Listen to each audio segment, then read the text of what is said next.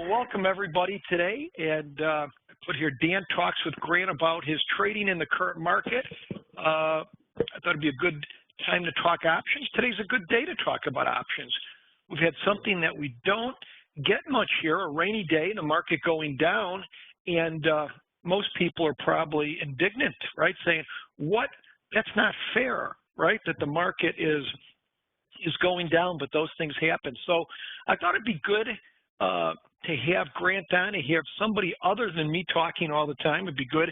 And just, you know, as most of the people in here, you're either interested in options or you've been trading a while, and you're going through a journey. And it's good to hear other people talk about their journey and options and how they got into this crazy business and what their experiences has been. So maybe what we'll start out, Grant's been in the Sheridan mentoring community for some years here.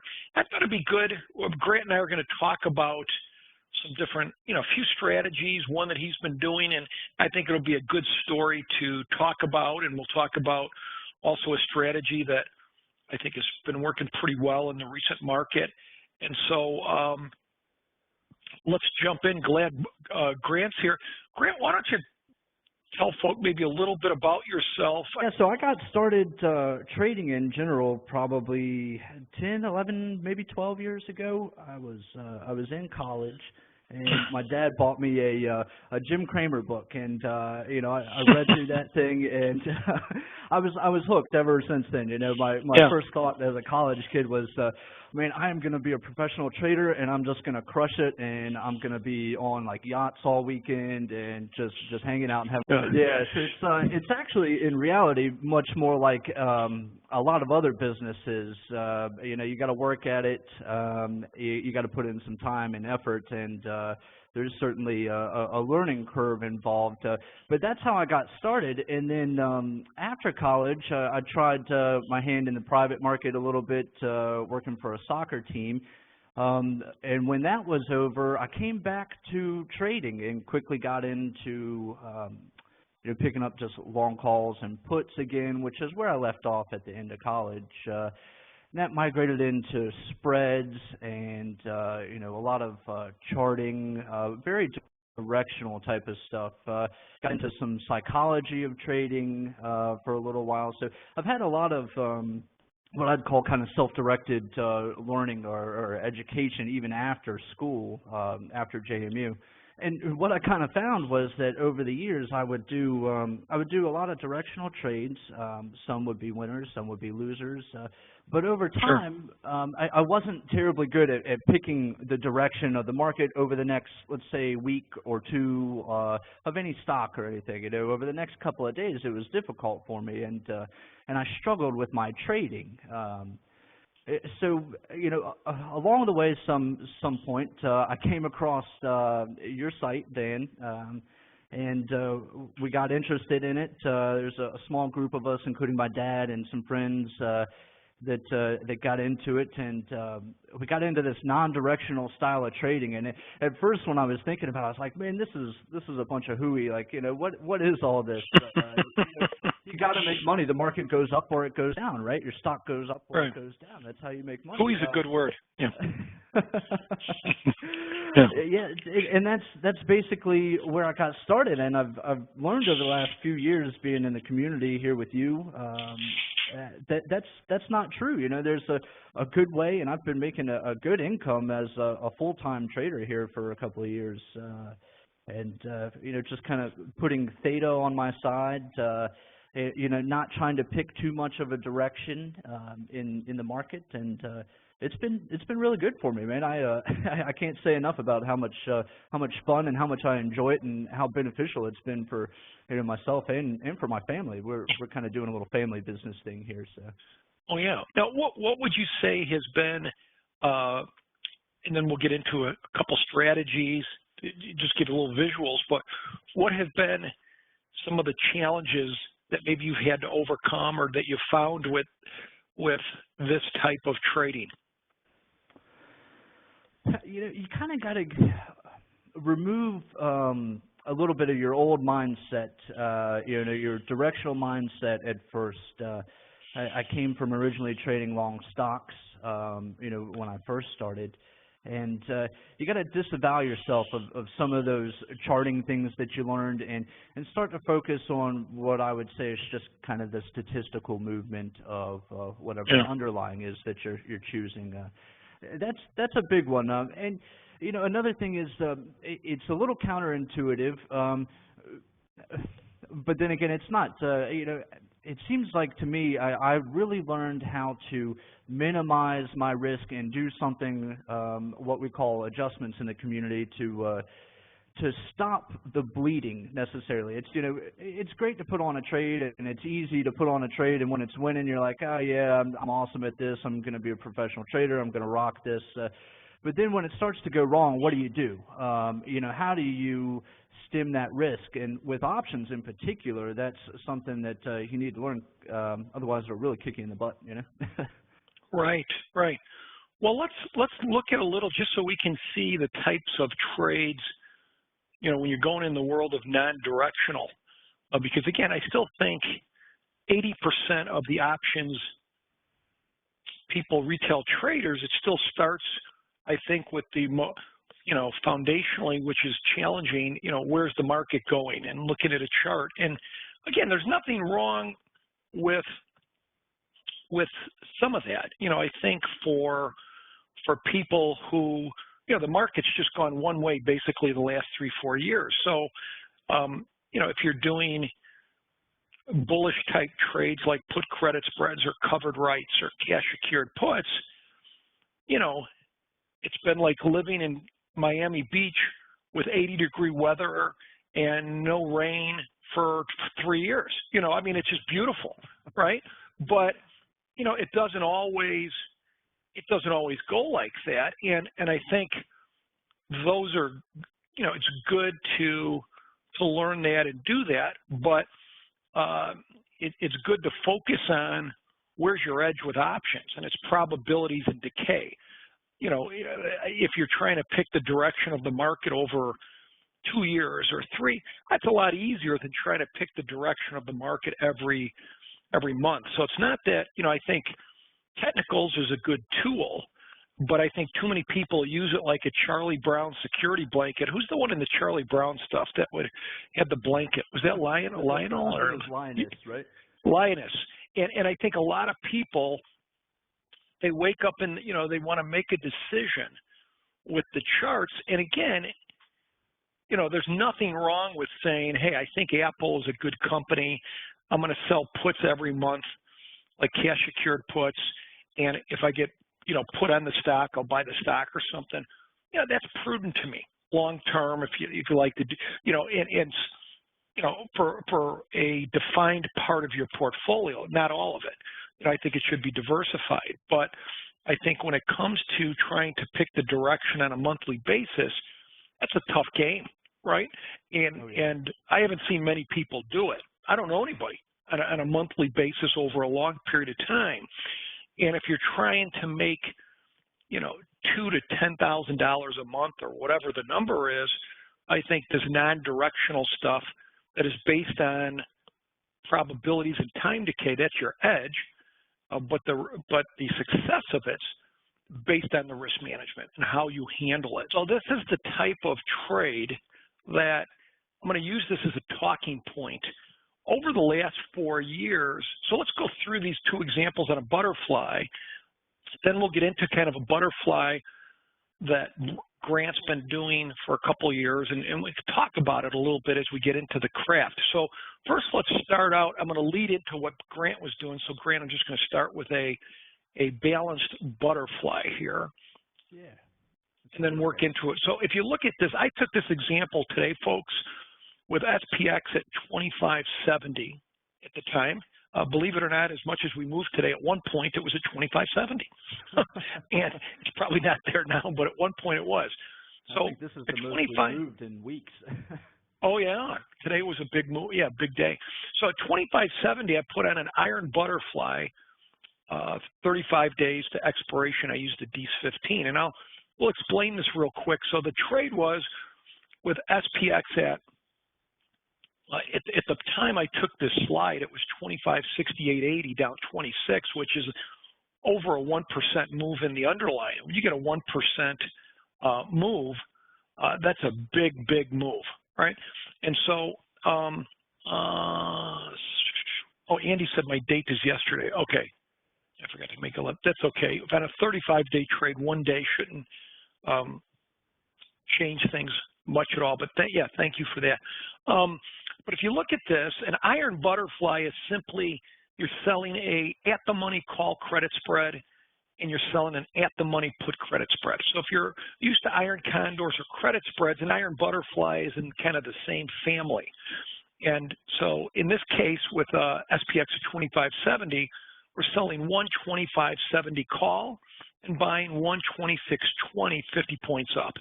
We're selling 125.70 put and we're buying 125.20 put, 50 points down. So the width of the balanced iron butterfly is 50. Balanced means the width of the call credit spread is 50 and the put is 50. Iron butterfly means a call credit spread and a put credit spread. So in a butterfly, this is the picture of the position today, the green line. Purple, excuse me, the green line is your expiration graph in 35 days. The purple graph is your graph today, right? And they're different graphs. And you might say, well, how do you make money in an iron butterfly and why do you do it? And the answer is this: you make your money by, it's a positive theta trade, and why that is you're selling your at-the-money options. And again, remember, folks, the at-the-money options have the most time premium or extrinsic value, that part of an option that decays. So you're selling the at-the-money call and put that have a lot more time premium than your out-of-the-money call and put that you're buying is basically a hedge. And the foundation of an iron butterfly is called a short straddle. What's a short straddle? You're selling an at-the-money call and an at-the-money put. You're selling the options that have the most decaying part of an option. We'll call it extrinsic value, time premium, juice, time premium, whatever you want to call it.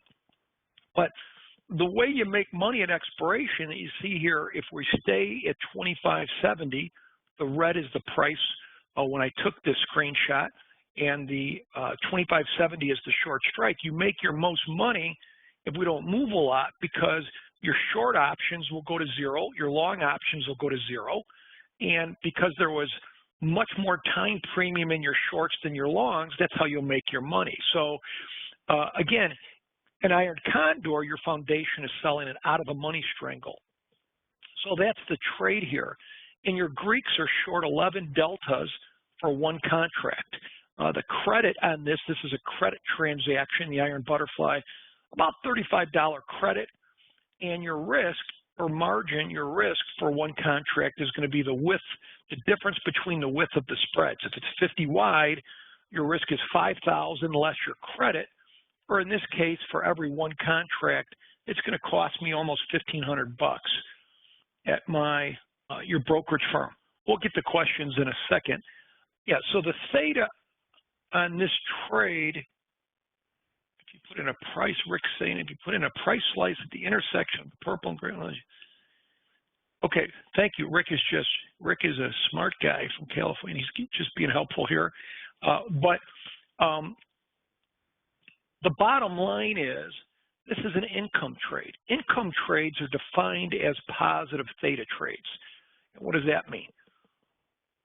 It means that the options you're selling are going to decay more than the ones you buy.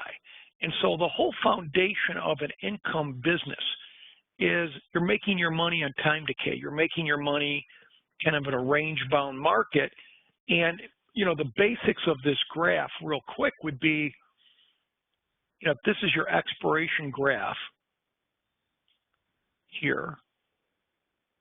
Very simple philosophy. And this is your underlying price. As long as the price of the underlying is in the profitable graph, I'm making this simple, for the most part, you're doing okay. When we start going towards the outside of the profit area, you either have to fix it, adjust it, or take it off. So it's these are very repeatable trades that you can do every week, and they really just rely on simple risk management. When it goes too far, you either have to fix it or adjust it, and that's it. I mean, there's more to it than that, but that's kind of the general thesis. Now, the reason, over the last 2-3 years, which way has the market gone up? It's gone up, right? It's gone straight up. So normally, I like to have the deltas closer to zero. Deltas and gamma refer to price risk, theta refers to time risk, and vega refers to volatility risk. And so you want to get the deltas closer to zero. When you do a balanced butterfly, your deltas are going to be a little more short, and you can see this purple line. That's the graph today. The day you put it on, you do worse on the upside, better on the downside. So you need to, if we want to get the deltas closer to zero on an iron butterfly, we're going to have to turn it into a broken wing butterfly the next slide, and that's where Grant will come in explaining a few things. But the next question is, why, if you do a balanced butterfly at the money, will it always be short deltas? And the reason is because of the volatility skew in the indexes, RUT and SPX, where your out-of-the-money puts are much higher than your out-of-the-money calls. So that's just the way it is. And so if you go to the broken wing butterfly, this solves the delta problem, right? So I'll just set this in and again, I'm just using these 15 as an example, 35 days.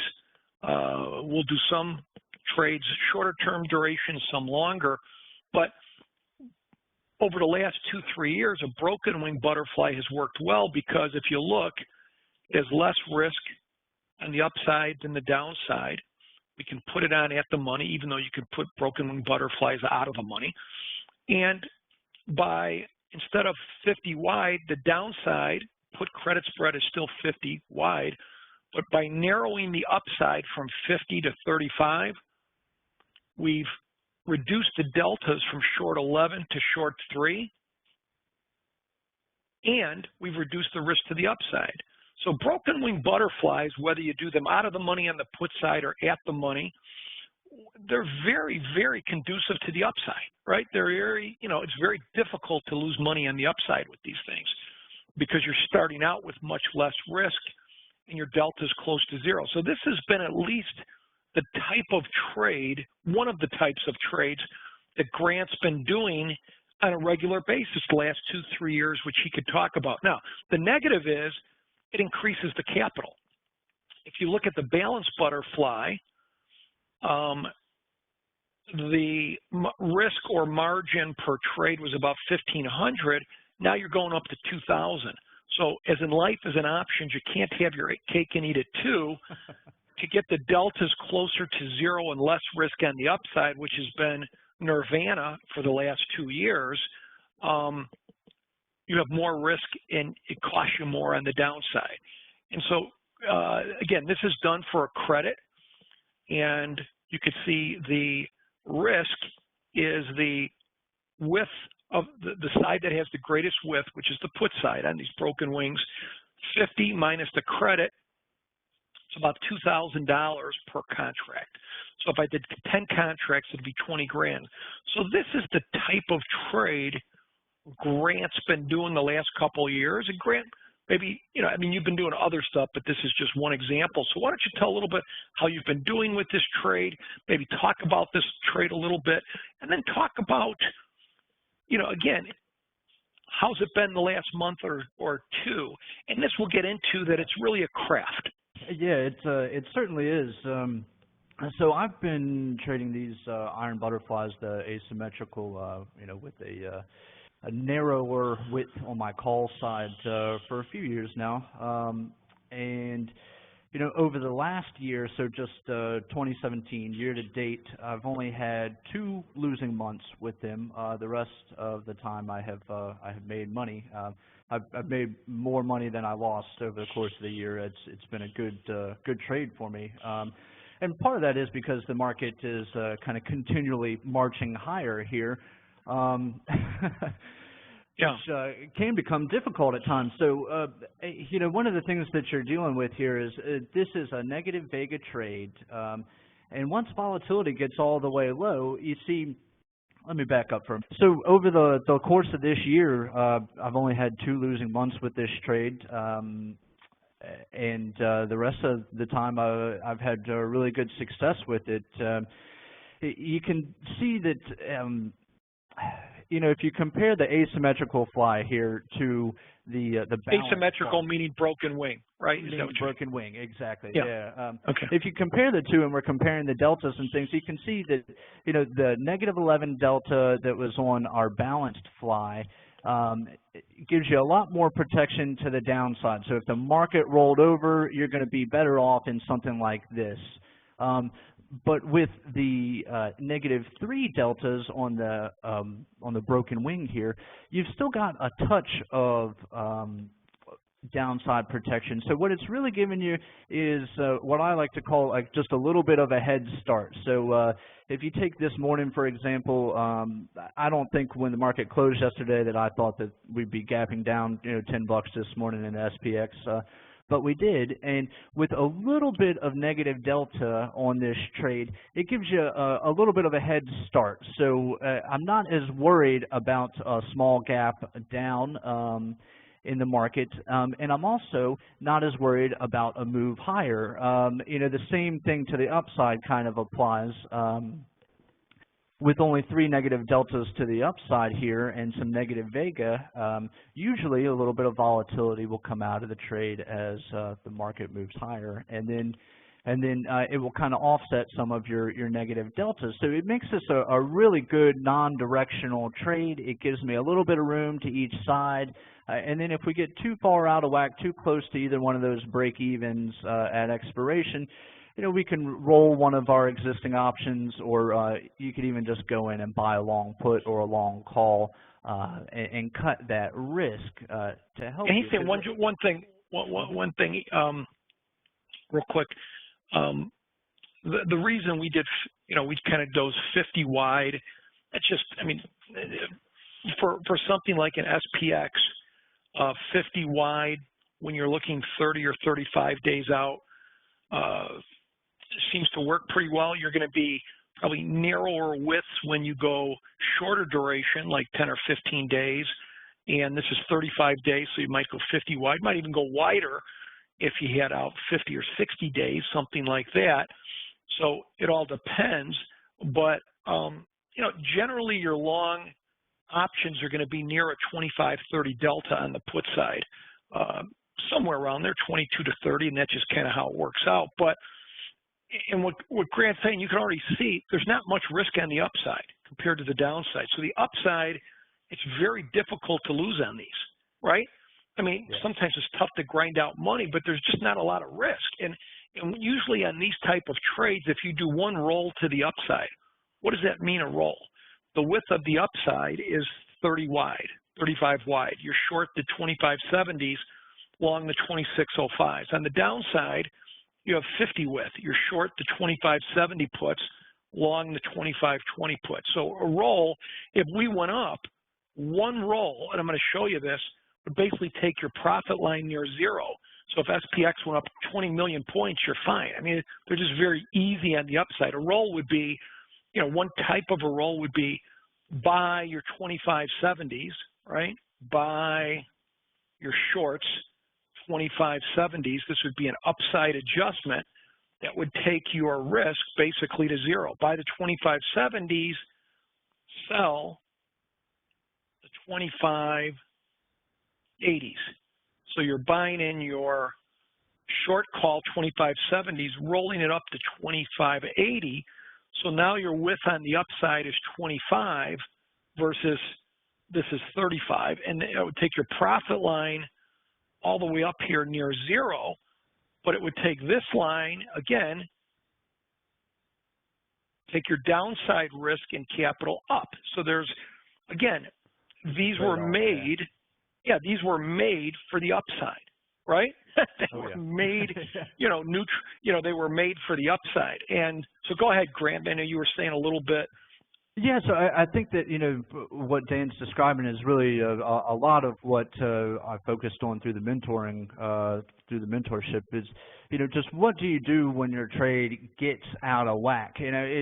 It's great to look at it and stick it on and think, okay, well, I'm just going to leave this on for the next 35 days, and we're going to end at 25.70, and I'm going to make what is that, like 2,500 bucks, my max profit. It's going to close out, and it's going to be great. But we all know that that's not reality. Reality is that last night or yesterday before the close, you opened a trade, and this morning we gapped down $10 in the SPX, and you need to know, kind of what you were going to do with it. And I think what Dan's describing is really what I've been dealing with the most over the last 2 years, which is upside adjustments. These butterflies, you can just see the risk to the upside is much lower than it is to the downside. And that's part of the reason why they've worked really well, and I've had such good success with them. So I've by reducing that risk and making a roll like that, you're really taking $10 of risk out of your call side there, and the SPX could go to the moon, like Dan was saying, and you really wouldn't have much risk at all. That green line that runs all the way out there to the side, that would move up closer to zero, is what would happen if anybody's looking for a reference there. I would just add too that we're talking about selling theta decay here, and that's something that I learned a few years ago, and I kind of, time is the only thing that we really can't get any more of, and we get to sell it here. Wouldn't you love to be able to sell time? And this is the only way that I know how to sell actual time, aside from selling your time personally. So I think this is a great sweet spot, and I've been having some good success. It's like when you sell positive theta trades like this, you're putting the wind at your back compared to, if you were just buying long calls or long puts or something. Those are going to decay against your favor. You have to see a move in the underlying in order to make that work in your favor. It's just some kind of differences between the strategies. I see. It looks like you might have a question or two there coming in about roles. Oh yeah, we'll get to, but before we get into a few couple trade related questions, I think people talk a little bit, just maybe yourself. I think some people, when they trade and they trade and they trade and then they think, somehow I'll make money at the end of the month, or somehow things will work out. And in reality, it has to be a plan. And we have people in the Sheridan community, everyone is at a certain level, right? When they start out learning the craft, if they can break even compared to what they were doing, they're thrilled, right? And everybody's at a certain level of this craft, but you're always trying to make something, right? You're trying to make, can I make $100 a month would be a first goal. But, we have people all over the spectrum, people trying to make $100 a month on a regular basis, people trying to make 50, 60 grand or more per month. But I'd say there's a large chunk in there trying to make $2,000 to $15,000 a month. And how did you look, maybe talk a little bit about how have you approached it? You're a young man as far as the plan. Do you shoot for, or have you been kind of shoot, hey, I'm trying to make $3 grand a month or $4 or some number, and that will dictate things. Maybe talk a little bit about that process. How do you, especially for traders that maybe are starting out, how do you get to the point that you're maybe making $3 grand a month or whatever the number is? How'd you start out with it? How did you increase your size? And maybe if that took, talk a little bit about that. Yeah, so, when I first started, there was a learning curve, certainly, and I think it took me about a year to really get a good grasp on the non-directional trading. I was trading live money, I was trading real money, and I would make some and I would lose some, mostly because of some mistakes that I would make. and I could see the success that was happening, and I stuck with it. I would say for that first year there, I didn't count on making much money or being able to take an income from it. But as I moved forward from that, I started to find, what will my trades, kind of on average, yield for me. And you can do anywhere from like 2, 3, 4% a month on your capital that's invested. Which can be a handful of $1,000 if you have enough of a piggy bank there to make it happen. I have been making a handful of $1,000 pretty consistently now for a couple of years, every month, just about, excluding a couple of losing months. I don't take my money out. I don't use it on like a daily basis as a monthly paycheck per se. My longer term plan is to kind of grow my account size, and if I need money at the end of the year, I look and I see, well, how much should I make this year, and I might take a paycheck and live off of that for the next year.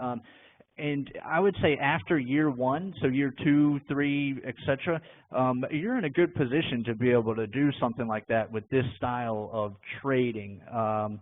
You can pretty much bank on, like when I run my numbers and I think about, well, how much money do I need to be trading in order to live? And I just kind of guesstimate that I think that even in a bad year, I can make about 20% over the course of the whole year on my capital. And that's kind of my low number that I go to. Last year was better than that, and this year I'm kind of right at 20% right now. And I expect that it'll be better. This year I'm at about 20% profit for the year to date. And I still got 2 months to go, and literally October was one of the toughest trading months that I've ever had. It was a decent sized drawdown, and I'm still up 20% for the year. I mean, it's tough to find a style of trading and to kind of work on this craft and dial it in over time to get a return like that. I mean, I also do some residential real estate management. And I tell you, you can't get 20%. I couldn't, there's no way you're getting a 20% return on something like that. Those are kind of my numbers and what I shoot for. And yeah, I'm very confident. And what did you make? What would you make last year, yield wise? Yield wise, last year.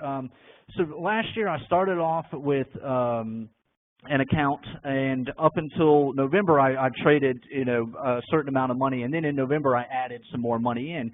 So when I kind of broke it down, I call it 30 some odd percent. It's about 30%. But if it was on the original capital, it would be something closer to 40, maybe even 50. It just depends, because I added some money into the account and took the trading size up. It's difficult to really nail a number down on that. And the other thing I think maybe, Grant, maybe tell people a little bit, some people have, again, everybody has different perceptions about trading. Everybody has different perceptions about what they think can be done. But for someone who's been doing it on a regular basis, talk a little bit about, some people think, well, maybe I've got to put on 20 positions, or I've got to put on a lot. How many, trades, to make on most of your capital, was it in 10 different trades, one trade, give a little bit of information on that.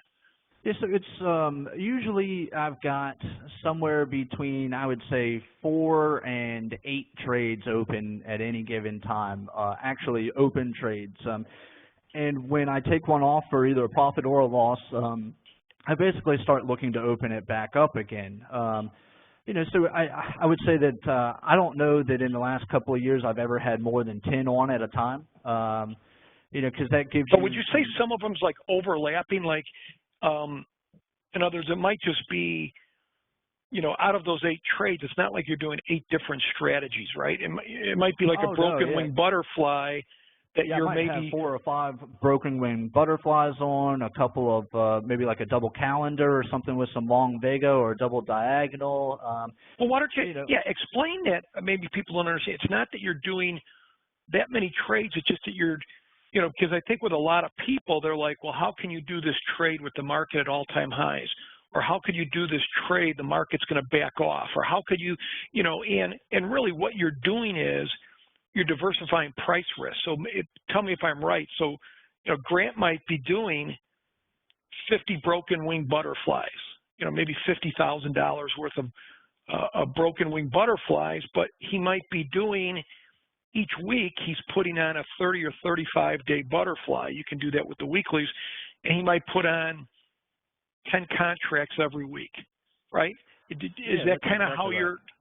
Why don't you maybe put a little more feet to that than I did to explain a little bit? Yeah, so what I basically do with the strategies that I trade, and the broken wing butterfly being my mainstay strategy, this is what I trade by far the most of, is I kind of layer them in. So, if Monday the S&P is at 2590, I might open a 35 days to expiration butterfly at 2590, and let's just call it for, on a $100,000 portfolio, let's say it's a $10,000 butterfly. And then, Wednesday or Thursday rolls around and now we're down at 2570. Well, I might open another butterfly using a new weekly strike that's, 30, 35 days, maybe 40 days to expiration, with my shorts centered at 2570. So now I've got some both time diversity here and some short strike diversity, and I kind of layer them in like that. So if you're going to trade, let's say $50,000 worth of butterflies, you might have 4 of them on, each at $10,000 a piece, and you would try to layer them in at different short strikes and with different expirations, so that if one of them is just wrong or just bad timing, like let's say that I think the other day we were up at like 2595 or something, maybe even 2600 at one point. Let's say that I made the mistake, or I just had the misfortune of opening a butterfly up there, and let's say that I opened a broken wing that looked just like this. Well, here we are 30 points lower a few days later. This butterfly would be having some difficulty, even with some adjustments. We're down 30 points in a few days. So while this one, if I had opened it at 25 or 2600, let's say for my short strikes, while this one would be having some difficulty, that difficulty would be offset by diversifying my short strikes along the way. So let's say I have a 2580 and a 2570. In addition to that, with different expirations that I opened on different days, you get some diversity, and the 2580 and the 2570 might still be working pretty well for me. Actually, they are. I've got them open right now. So the 2600 is having some difficulty, but I wasn't all in at 2600. I didn't take all $50,000 of butterfly allocation and put it on 2600. I did some position sizing and spread it out, and that's pretty much how I do it. You try to give. What vehicle do you trade the most, and why? By far, it's the SPX. I get the fills that I like there. It's very liquid. It's a high enough price point that I can sell, a 10-lot butterfly like this, and have some real meat on the bone. The decay works well for me. So by far it's the SPX. The fills are great. Even in all the weekly strikes, I hardly ever have any issues there. A secondary to that might be the rut. Sometimes the rut gives you a little more trouble. It's got a higher beta. It moves more. So I kind of selectively use the rut. Yeah. What would you? Let's see. One question here. Let's see. What percent of the iron fly of these broken wings would you say over a year or two need adjustments? I mean, my number would be on this type of trade. Tell me if you agree or what's your experience. I would say 50%, 50 to 60% of the time, if you're doing it at the money, there's no adjustments. But maybe 40% of the time, you'll have one adjustment, maybe two. What have you found? Yeah, I feel like that's probably about right. You know, I have a tendency to maybe adjust a little bit more often than some other people. So whereas the example that's up on the screen right now is a 10-point roll, sometimes I'll dial it in and do a 5-point roll.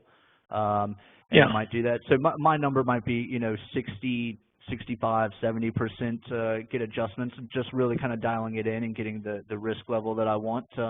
But yeah, 50 to 60% is, you know, about half of them require adjustments, is what I would say. Yeah. Okay. And a couple more questions. Now this is a 35-day trade. I would say on an average on a 35-day trade, depending on the market, you might be in there anywhere from 7 to 14 days. Is that what you've kind of found? To get, yeah, if you're looking for like a 10% exactly profit off risk, okay. So, yeah, so Grant says about 7 to 14 days. Another question mentioned that, let's see here, is there a slightly less riskier strategy of using a broken wing iron condor? Now we're talking broken wing butterfly. Broken wing iron condor is a different animal altogether. But he's saying, is there a slightly less risky strategy of using a broken wing iron condor with strikes very close to the center, kind of a broad center butterfly? You know, here's the thing, without getting into a discussion of broken wing iron condors versus butterflies, but people have to remember, anytime you hear somebody talk about the word best, B-E-S-T, like this is the best, there is no such thing. Right? Yeah. Mm-hmm. If you can find me somebody out there that says their strategy is the best, come on, and we got the next webinar for next month. I will debate that person why their strategy is the best strategy. What's my point? The point is there's pluses and minuses of every strategy, and really you're going to gravitate towards something that you're more comfortable with, right? Yeah, I haven't really seen a holy grail yet, is what I've heard some people call it. You know, I haven't found the holy grail options trade. No. And Howard's saying, what would be your downside adjustment on a day like today? You know, I'll give mine in the Grant. You know, on a day like today, we move very fast. At one point today, we were over 1% down in the market, and the volatilities were still relatively low. You know, I'd consider either buying a put, or you could buy a put debit spread. You know, take the short of your put. Like if you look here, your short put's 25.70, your long put's 25.20. If I buy the 25.70 puts and then sell the 25.60 puts, I'd be rolling my short puts down a strike, narrowing the width of the put side by 40, and that would be a type of a downside adjustment. But you know, it's tough. You know, today was a day you could have said, hey, you know, today's not over yet. But on a day like today, yeah, that's about right. I can tell you what I did today. I had a different trade on, but I bought a put. You could say, Dan, didn't you know the market was going to come back? You didn't need to buy the put. Well, here's the thing. No one told me, right? So if you know the market's going to come back, call me. I wouldn't have bought the put, but I didn't know the market was coming back, and I needed an adjustment, and I bought the put, right? I have to stick with a plan. All right. Well, you know what, folks? If you have any questions, folks, send me an email, dan@sheridanmentoring.com. If you have any questions, yeah, dan@sheridanmentoring, either myself or Grant. And one thing, I just want to let everybody know, we do a couple discounts a year of sales. One we do at Thanksgiving, and you can save 20% on all on-demand courses. Any course we've done over the last 3 years. We've done we've just finished a class, The Art of Adjustments. Now through Thanksgiving, you can go online at Sheridan Mentoring and check it out, and right away it'll knock in a 20% discount. And most of our online classes range from $197 to $397, and those are all like 10, depending on the 2-week classes. are going to be 2-week classes will be, how many hours is that? An hour, hour to hour and a half twice a week. So that would be like 6 hours. And then your 4-week classes will be whatever, 12, 13 hours of material. But this will be going on through Thanksgiving. Go to Sheridan Mentoring, check that out. And again, I want to thank Grant for coming on today. We'll come on in another month or two. Yeah, great to have. But again, it's folks. I hope you can, some of what Grant was saying. This is a craft, right? This isn't, and it's sticking with it. Grant loves this stuff. I know Grant better than most of you, and he loves this stuff and he works hard at it. And this isn't. You wake up in the morning, you put on some old Led Zeppelin music, and you just get fired up and you just start trading. No. There's Even though I do get the lead plan out every once in a while. I do have to get the lead out. So. Yeah. Look, I still remember this, Grant. I told the story before. I worked with a guy at the CBOE, and we were trading, and this is a guy who shouldn't have been trading, but I was working with him at the time, and he brought in some capital. He raised some capital, and we were trading. But he would like to come in the morning. I still remember this. I don't even. The song was "Forever Man" by not Led Zeppelin. Who's the other good guitarist? Who made that? So "Forever Man" by. You're too young. There's got to be some. Yeah, thank you, Ned. Help me. Eric Clapton made a song for, and I remember he would come in, and this is true, he'd come in at 10:30 in the morning, he'd blast Forever Man, and the brokerage firms where we worked, they had cases full of refrigerators, or refrigerators full of cases of beer, and he'd grab up, not this was the old days, and not that I did that, but he would go in and have a beer and listen to Forever Man, then he'd go down to the OEX pit at the time and start trading. And about an hour later, he'd come up, and every day he lost money. And finally, I talked to him after 2 months. I said, look, you know how much more money we'd be up if you would just stay home. Don't come in. and so we had to talk about it. But anyways, well, thanks so much, Grant. Thanks, everybody. Go to Sheridan Mentoring. Take advantage of the Thanksgiving special, 20% off, and have a great day. Thanks, Grant. Thanks, everybody. Thanks, guys. Bye. Thanks.